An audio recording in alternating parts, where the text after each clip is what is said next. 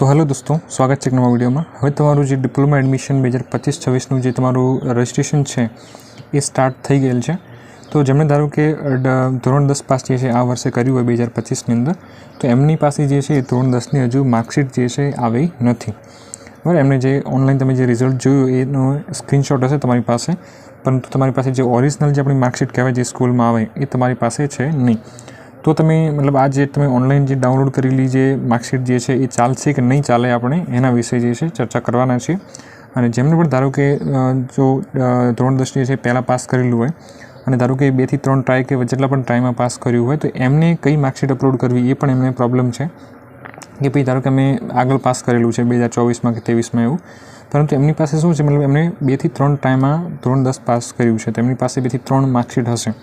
एमांथी कई अपलोड करवी ए खास इम्पोर्टન્ટ है, એટલે ખાસ આ વિડીયોમાં આપણે એ પણ જોઈશું, એટલે વિડીયો તમે પૂરો જોજો છેક એન્ડ સુધી તો તમને એમાં ખબર પડશે ક્લિયરલી। ઓકે, તો પહેલાં તો આપણે જે સ્ટાર્ટ કરીએ કે ભાઈ જેમને ધારો કે જે ધોરણ 10 પાસ જે છે એ 2025માં કર્યું છે એમના માટે આગળથી જે છે એસસીપીડીસીમાંથી શું કીધું છે ઓફિશિયલ જેમની અપડેટ આવેલી છે લેટેસ્ટ એ આપણે જોઈએ એની અંદર કે ભાઈ એમને શું કરવાનું છે કે જે ધોરણ 10 પાસ જે છે 2025માં જેમણે કર્યું હોય એમની વાત છે ભાઈ। ओके, तो अहीं अमने कीधुं छे भाई उम्मीदवारों ने वालीओने जाणवा जो कि भाई जे डिप्लोमा प्रवेश माटे रजिस्ट्रेशननी प्रक्रिया 15/5 थी शरू थनार छे।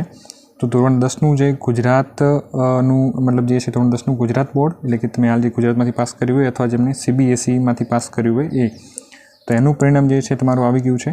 તો ઓરિજિનલ માર્કશીટ ન આવે ત્યાં સુધી વર્ષ 2025ની પરીક્ષામાં જે લોકો પાસ થયેલા છે ઉમેદવારોને ડિપ્લોમા પ્રવેશ 2025નું ફોર્મ ऑनलाइन भरवानुं होय तो इंटरनेट थी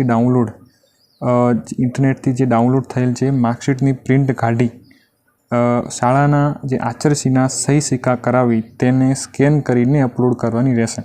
એટલે જેવો ધારો કે ધોરણ 10 જે છે પાસે 2025માં કર્યું છે તો એમને ઓનલાઈન જે તમારો જે સ્ક્રીનશોટ છે ઓનલાઈન તમે જે માર્કશીટ ડાઉનલોડ કરી છે એ ચાલશે નહીં।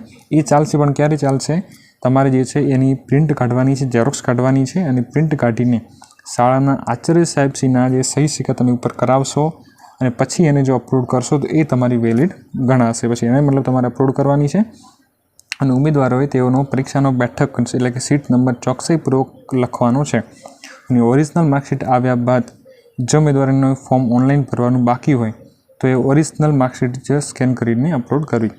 બરાબર, અને ધારો કે જેમને મતલબ જે ઓરિજિનલ માર્કશીટ આવી જાય ત્યાં સુધી પછી જે લોકો ફોર્મ ભરશે તો એમને તો મતલબ ઓરિજિનલ જ માર્કશીટ એમને અપલોડ કરવાની રહેશે। પરંતુ જે લોકો હાલ ધારો કે ફોર્મ ભરવા માગે છે તો એમની જે છે એ આ રીતની પ્રોસેસ ફોલો કરવાની છે। એમને ડાયરેક્ટ ઓનલાઈન જે છે તમે ડાઉનલોડ કરેલો જે માર્કશીટ છે અથવા જે સ્ક્રીનશોટ છે એ ડાયરેક્ટલી ચાલશે નહીં। એમને પ્રિન્ટ કઢાવવાની છે અને પ્રિન્ટ કાઢીને એના ઉપર આચાર્ય સાહેબશ્રીના તમારે સહી સિક્કા કરાવીને પછી તમારે એની જે પીડીએફ બનાવીને અપલોડ કરવાની રહેશે। તો ખબર પડી ગઈ, જેમને ધોરણ 10 પાસ જે છે 2025માં કર્યું હોય એમને તમારે જે ઓનલાઈન તમે માર્કશીટ ડાઉનલોડ કરી છે એની ઝેરોક્સ કાઢી એના ઉપર શાળાના આચાર્ય સાહેબશ્રીના સહી સિક્કા કરાવી પછી એને અપલોડ કરશો તો તમારું ડોક્યુમેન્ટ વેરિફિકેશન થશે અને એ જ તમારી વેલિડ ગણાશે।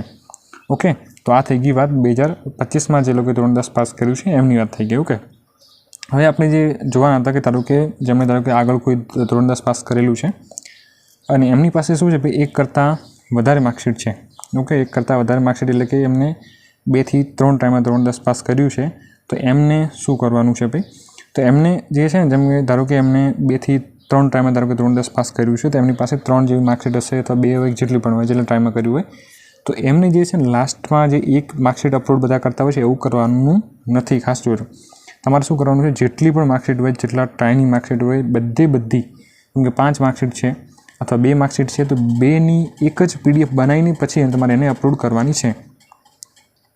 ઓકે, એટલે બધાની કમ્બાઇન્ડ પીડીએફ બનાવવાની છે। જેમ કે તમારી પાસે 3 રિઝલ્ટ છે ધોરણ 10ના તો 3 રિઝલ્ટ એટલે કે 3 માર્કશીટની તમારી એક જ પીડીએફ બનાવીને જ તમારે જે છે ઓનલાઈન ફોર્મ ભરતી વખતે અપલોડ કરવાની છે। એવું નથી કરવાનું કે કોઈ પણ એક માર્કશીટ, એવું નહીં, તમારે બધી માર્કશીટ તમારે અલગ કોઈ પણ વિષયની તમે ધારો કે ઇંગ્લિશમાં નાપાસ થયા હોય તો ઇંગ્લિશની અલગ એક્ઝામ આપી હોય તો એની પણ પીડીએફ અને જે બધા આગળની જે પીડીએફ છે આગળની જે માર્કશીટ છે બધી તમારે બધા રિઝલ્ટની એક જ પીડીએફ બનાવીને જ તમારે એમાં અપલોડ કરવાની રહેશે।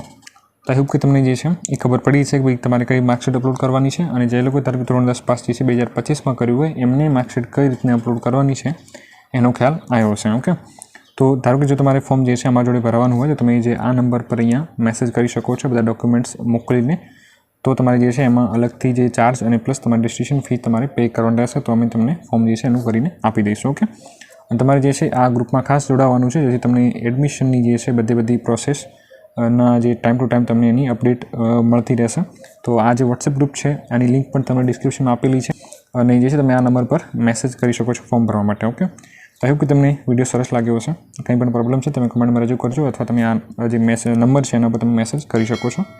તો આઈ હોપ કે તમને વિડીયો સરસ લાગ્યો હશે. તો ચેનલને સબસ્ક્રાઈબ કરવાનું ખાસ ભૂલતા નહીં.